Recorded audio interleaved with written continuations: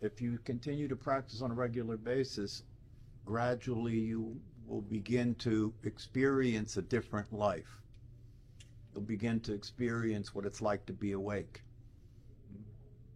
And wherever you are after this awakening occurs, and by the way, this awakening is not what it has been publicized to be in many places. This awakening has been publicized to be some special esoteric experience that's only available after you meditate for 25 years, or you have to have a guru and they have to give you a direct transmission of reality and touch you with a ostrich feather and all this other jazz. I'm here to tell you that it's time for us as human beings to understand that while that may have been true 2,500 or 3,000 years ago, it's not the case now. You have access to all the teachings of the Buddha. You have access to all the teachings of all the awareness teachers that have existed and been recorded up until today. And so if you stay with the practice, that's all that you need to do, is stay with the practice and stay with the teachings and understand that you're already there. This is the most fundamental thing that you have to keep in your awareness, that you are not trying to get anything. You're not trying to go anywhere. You are already there.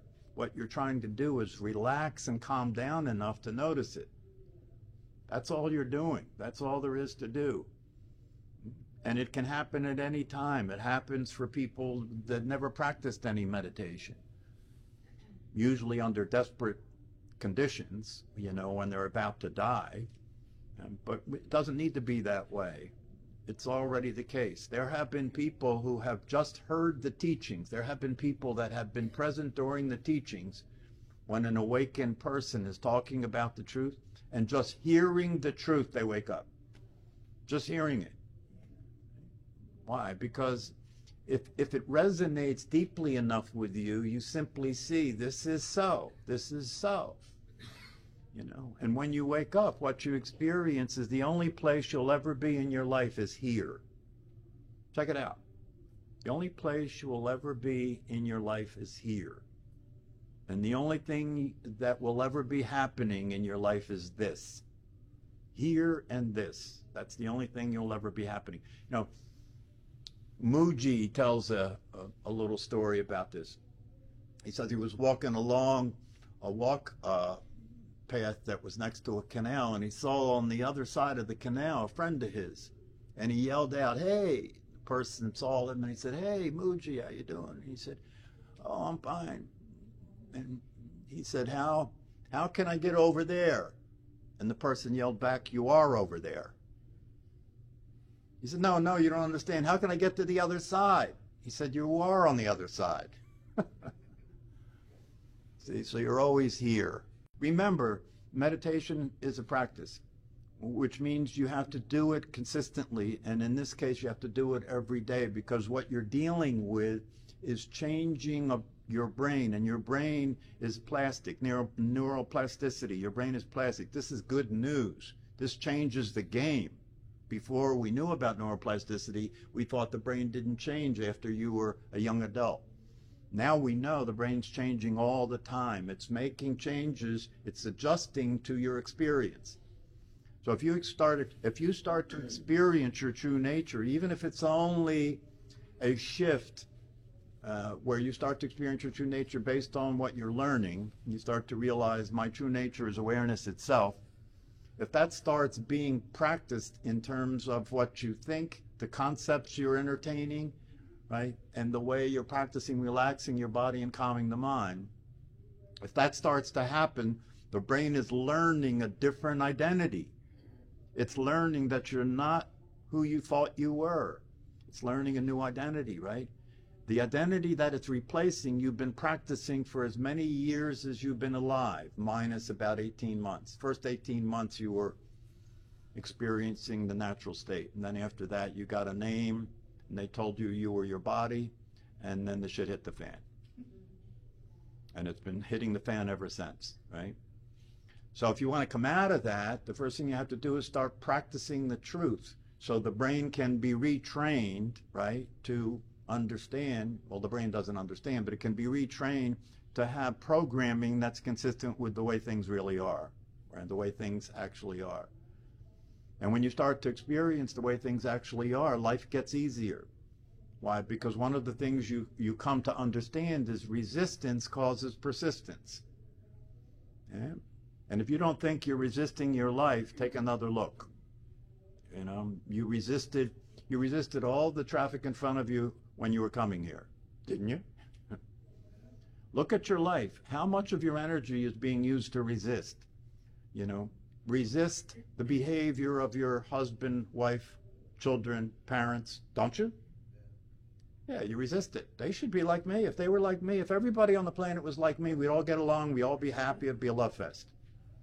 But that's not the way it is. Everybody's different. Everybody's separated from one another. Everybody's trying to get the same resources. Everybody's trying to get what's missing. Everybody's trying to get the happiness, satisfaction, peace of mind that's missing. And the herd is flying in the wrong direction, right? So just because everybody believes nonsense, that doesn't make it the truth. Most of humanity believes lies. Most of humanity is living in a deluded state. It's a state of mental illness. It's a state that is a mild mental disturbance, and it can get a lot worse fast, right? But even if it's a mild mental disturbance, it keeps you in a state of being upset all the time. When we're practicing meditation, what are we practicing? We're practicing being able to maintain consistent, stable attention, aren't we? Yeah, practicing. Why? Because if you move your attention, you're paying attention to the belly moving when the body's breathing. What are you doing? You're practicing paying attention. Happens to be the belly moving, right? You're paying attention. You're practicing paying attention so you can stay away from the process that's producing the illusion. Stay away from the process of producing that which doesn't actually exist. That's in the formal practice, right? But what we're practicing being able to maintain attention for is because if this is going to work and you're going to stay awake and you're going to be able to experience the truth, which is that you're already happy, so you can stop pursuing it, right? If that's going to be the case, you've got to be able to pay attention all the time. See, when in your normal everyday life, you're paying attention from the thinking activity, aren't you? Yeah. See, I take the voice in my head to be me. So I'm living my life, and it's describing what's happening to me. It's telling me that, you know, you're abusing me. It's telling me that life isn't fair. It's telling me that I need to get more money. It's telling me all that stuff. And I'm living my life from that point forward. So when you're practicing meditation, you're preparing yourself to come out of the dark. You're preparing yourself to start to pay attention, not from that point forward, but before that point. So you start paying attention to the thinking activity, not like you're the thinker. That's a mistake. And if you pay attention to the thought process, it will become evident to you very quickly that you're not the thinker. You wouldn't think that. That's crazy, right? You wouldn't think negative things about yourself. That's lunacy, right? So when you start paying attention to the voice in your head, at some point you'll be saying, Jesus Christ, I used to believe all that shit. I used to operate from there. No wonder my life didn't work, right? And so you start to realize the voice in your head isn't you, and it's under suspicion now. So now you're watching it and paying attention to it, because I don't want to go back to sleep and be believing what this is telling me, so I start acting like an asshole again. Because that's what happens, you know? That's what happens. You act like, it's like Brad Werner said, one of my Zen teachers. He said, he wrote a book called Don't Be a Jerk. It's about meditation and Buddhism. Don't be a jerk. Yeah, your mind, if you practice meditation, your mind will start reflecting reality instead of the belief system that you've been living in. It'll start to reflect reality. They often compare consciousness or awareness to a mirror. It's a good metaphor, right? Because if you look in a mirror, are you seeing the mirror? No. The mirror keeps reflecting what you're what comes before it. You never see the mirror. Same thing is true with consciousness. Consciousness is transparent. Consciousness is formless, so you don't see it. And because you don't see it, most people take it not to be real, because I don't see it, right? That's the biggest cosmic joke there is, because while you don't see it, you are it. While you don't see it, you're seeing from it. That's why you don't see it, okay? So this is important information to get so that you stop trying to find yourself. This is that's a ridiculous adventure, you know? I'm searching for my true nature. Oh, really? Where are you searching? Where are you going to find it, right? You can't search for something that you're being. No matter what goes on in your mind, you are not your mind. No matter what thoughts appear in your mind, no matter what the voice is saying, you're not the voice, right? What's going on in the mind is coming from a program that's designed for survival, not happiness, well-being, and peace. So don't expect that. You don't put your money in a Coke machine and expect it to give you a cup of coffee, do you? That would be nuts, right? Yeah. But you do expect a program that's running in your brain that can only produce survival to make you happy. Same thing. It's the same thing. It's never going to change. That's never going to change. The only way it's going to change is, instead of depending on a program and depending on a self-concept to have a piece on the board, instead of depending on a self-concept to play the game of life, right? You can start to be the one who is acting as that actor, but not the actor. You can start to be the reality of what you are that is using the personality as a form to be in the world. Does anybody get that? You can start to be what you are that is using the personality to be in the world. Your awareness is using form to be in the world because it needs to do that, because unless you're in the form of a form in the world, you don't exist. That's why the body is here. You've got to have a piece on the board to play this game. That's the body, okay? So there needs to be a form, and there needs to be time, and there needs to be space so we can do the human game that we're playing here, right? But the only way you're going to experience this in a satisfying, fulfilling way is to recognize what's real and what's not real. And what's not real is the production process that goes on in your mind all day that's producing this illusion that you exist as a personality. It produces that, as David Radin says, you can find the ego or the personality when you're meditating between awareness and the body breathing. Awareness and the body breathing. The ego or the personality shows up between the awareness and the body breathing. How does it show up? It says, I am breathing. The awareness is watching the body breathe, and then a thought appears and says, I am breathing. That's the personality, and that's the ego that doesn't exist, asserting itself as existing. That's the presupposed non-existent being attempting to get satisfaction, happiness, and well-being for that non-existent being. You don't have to do anything to be happy. All you have to do is calm down and stop being so goddamn crazy. I'm just trying to be real, you know what I mean? Because that's the truth. That's the truth. I'm here to tell you, you know, I mean, I've been through this and experienced it. I've been practicing for many, many years now, and I can tell you, if you stay the course, that's what the teachers who have experienced the truth are saying. It's not unusual. It's not extraordinary. You know, to be awake is not unusual. It's not extraordinary. It can't be, because you're all awake. How unusual or extraordinary can it be? So let go of all that belief about it that makes it seem so elusive, and allow yourself to get dog shit clear.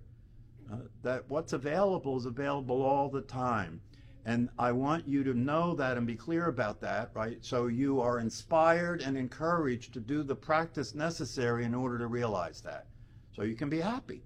So you can be real. So you can exist in the world and experience that with gratitude. Appreciate the fact of your existence. That's the real gold. It's fool's gold to think that you're something that you're not. It's real gold when you wake up and experience what you actually are, And the essence of that experience is gratitude because you appreciate the fact that you exist. Yeah? That's something that almost all of humanity is ignoring all the time, isn't it? How often do you hear people talking about how happy I am and how fulfilled I am and how satisfied I am just because I exist? It didn't have to be. It didn't have to happen that I exist, right? But we go right past that, don't we? We go right past that. Oh, I know I'm here. What's next? That's how human beings behave. You know, oh, I know I'm here. You know, what's next? Because the program running in your head is a program that only has two possibilities. It only has two operating realities, right? It's either energizing me to seek pleasure or energizing me to avoid pain, isn't it? If you start paying attention, you can see what's going on. You know, that your behavior is goal-oriented and the goal is pleasure, safety, comfort, convenience, isn't it? Safety, comfort, convenience. And the other goal is avoiding pain, inconvenience, danger, right? Those are the two modalities, right? So your mind is using your energy to run that program all day long, right? And there is nothing in that program that's going to produce well-being. There's nothing in that program that's going to produce experience of being at peace, an experience of being happy, and an experience of being fulfilled. So happiness, peace, and fulfillment is available at all times. And it's not something that you can get by doing anything. It's something that you can get by relaxing and calming yourself and allowing the awareness that you are to be the experience. Experience isn't the right word because experience means that there's someone to experience the experience, right?